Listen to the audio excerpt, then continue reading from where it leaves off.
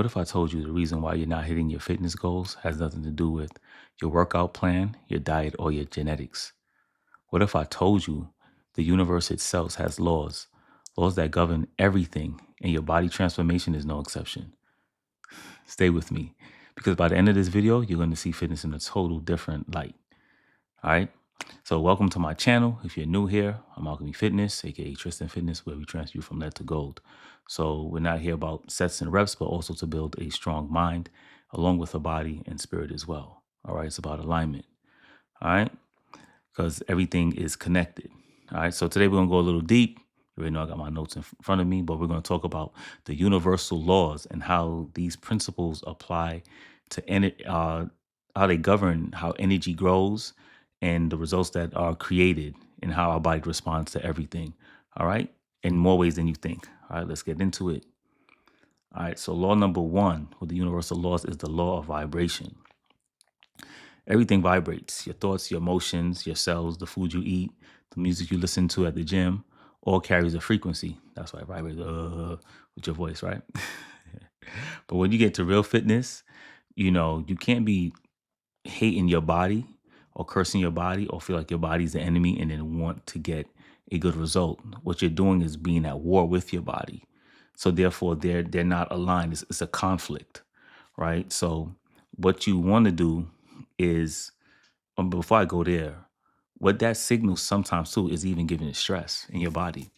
And when your hormones are out of whack, you're not going to get the results that you want. Your recovery slows down and you burn out fast, right? But the way how you will flip that, you can start being grateful. Start with gratitude, even if you're not where you want to be.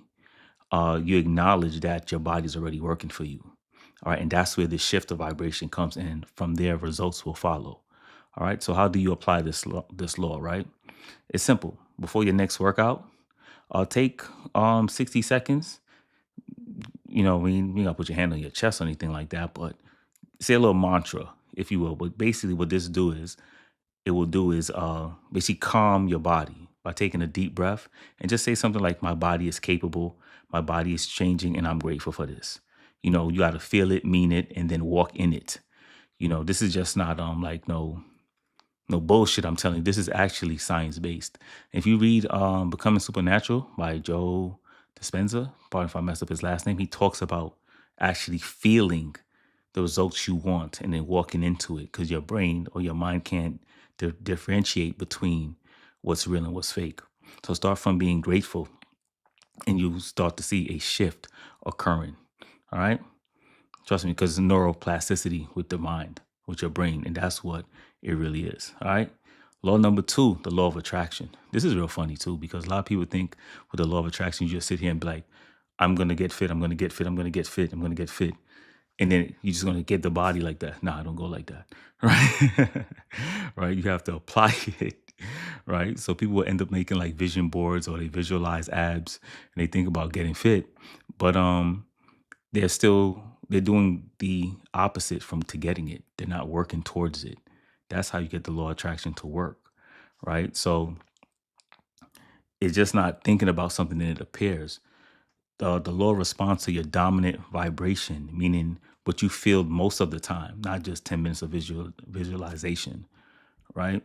So if you visualize your dream body for 10 minutes and spend 23 hours and 50 minutes looking in the mirror saying, I hate this, guess what signal the universe is receiving? All right. You don't want to do that. So how do you apply this? Right. So the shift is you got to start acting as if you already have the body. I tell clients this all the time too. Act like the person that you want to become. That's as simple as that. So I don't like the saying fake it till you make it, because it's very inauthentic and disingenuous. I like be it till you see it. Be, do, act, be, and it is. You know what I mean? And that's how the results will come. You know what I mean?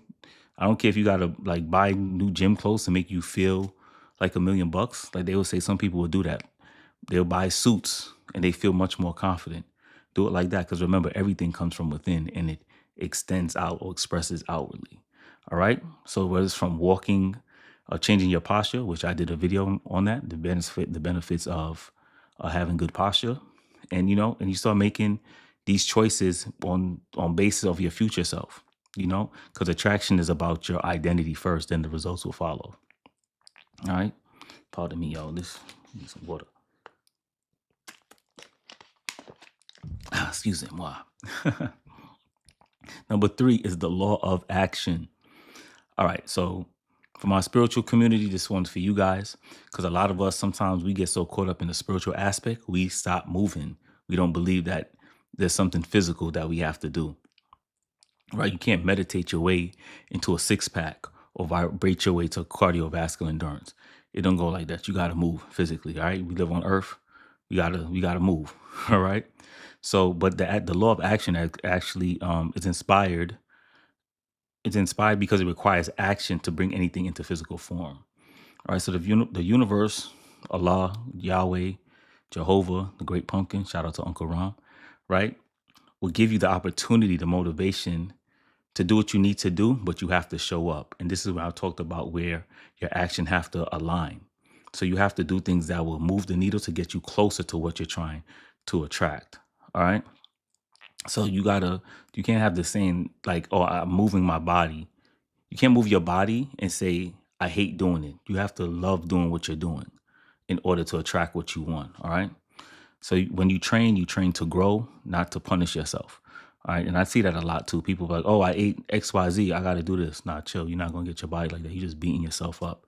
Because we still operate from, as human beings, we operate from a reward punishment kind of system. So we got to like remove that and think more of alignment. All right. So when it comes to the law of action, to apply that, you have to start building non-negotiables with yourself, right? So if it's you're going to work out 3 to 4 days a week, make sure you block that time out to work out. It's not about feeling. It's about doing what you need to do. All right. To show up and to get the results that you need. All right. So law number 4, I like this law a lot. The law of cause and effect. Every action has an equal and opposite reaction. Every cause has an effect. There's no exception, no shortcuts. Right. So in fitness, this law is actually honest. It's simple too. You eat in a caloric surplus, you're gonna gain weight. You train with progressive overload, you're gonna get stronger. You're gonna build muscle. You sleep 4 hours a night, your hormones are gonna be out of whack. As simple as that, right? But when you start to understand this law, it's actually a beautiful thing, because one, it makes you more accountable and you're responsible.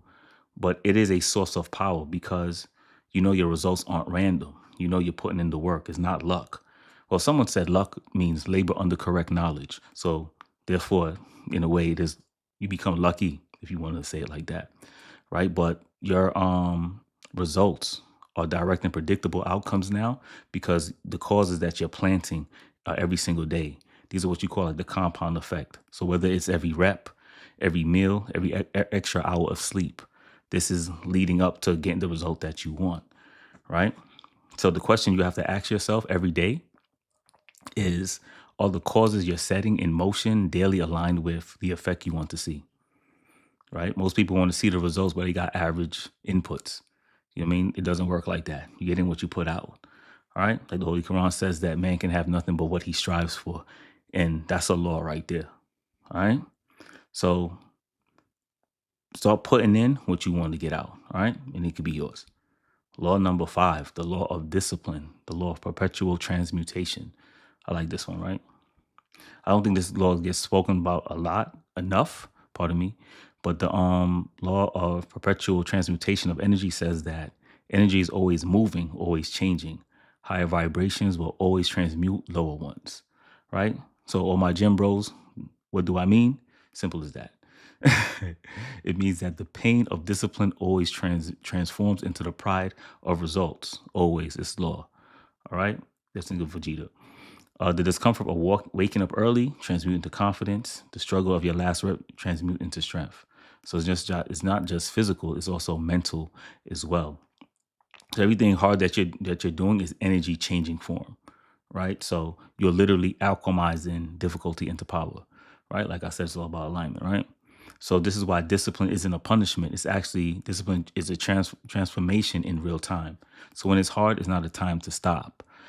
That's the law working. That's the transmutation happening, right? Which is a good thing, right? Number 6, the law of rhythm.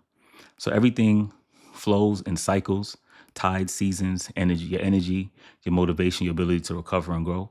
This is why I said study the ant, thy sluggard, because if you study nature, everything has ebb and flows, which I teach my clients as well. So I just tell them, because they always want to compete against themselves, the last workout. I'm like, but you're not even strong. You didn't sleep. You're going to hurt yourself if you try to compete with what you did last workout.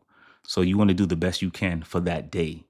All right. As long as you give 100% that day. All right. It may not be as good as um your last workout as far as the numbers, but what you want to gauge is your efforts, right? But so that's how they fight the law, and you try to have them do the opposite, go in harmony with it. So they think like the maximum motivation every single day is good because they're trying to track progress linear, and progress is not that. It's actually circular, you know. But the law of rhythm says it's not a setback; it's part of the cycle. Your body literally grows during recovery, not during the workout. That's funny because one kid asked me the other day too.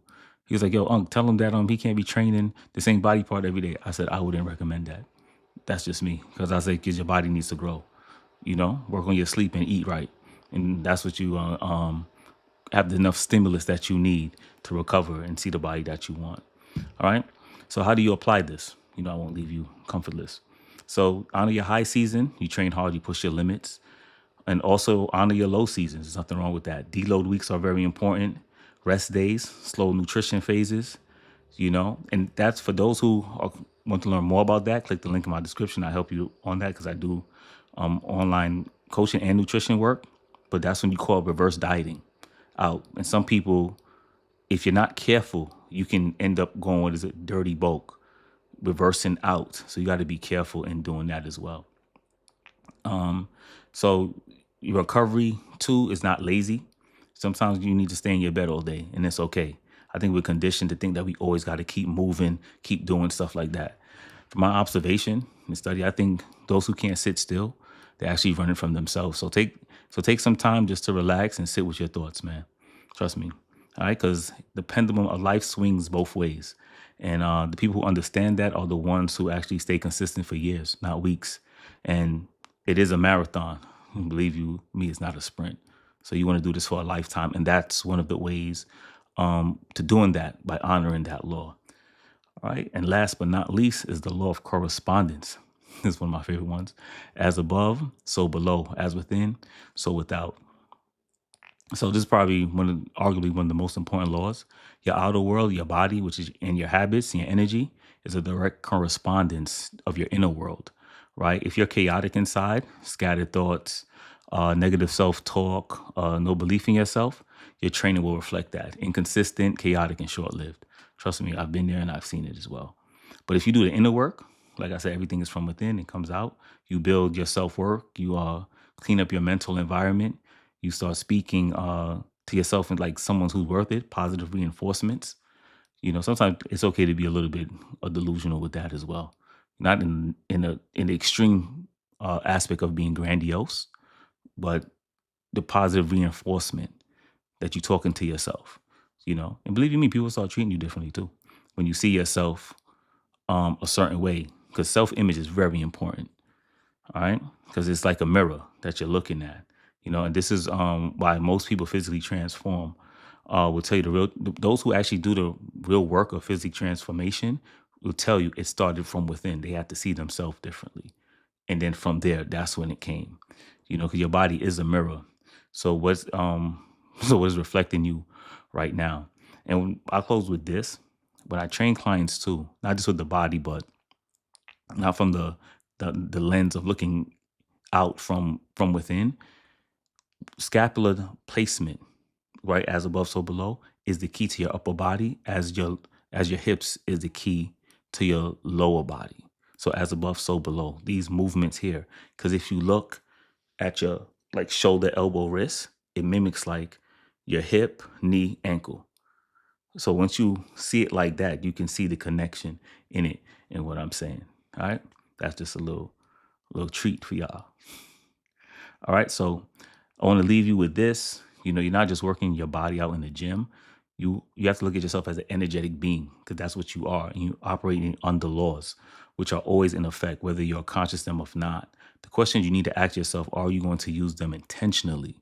And that's what we want to start moving with: intention and precision, right? So start today, pick one of the laws and apply it for your workout this week. And I would like to know, you know, what was the feedback on it? Because you're gonna see the shift, not just physically, but how you feel about yourself as well. And let me know in the comments too which law resonated with you the most. I'd love to hear what you guys have to say.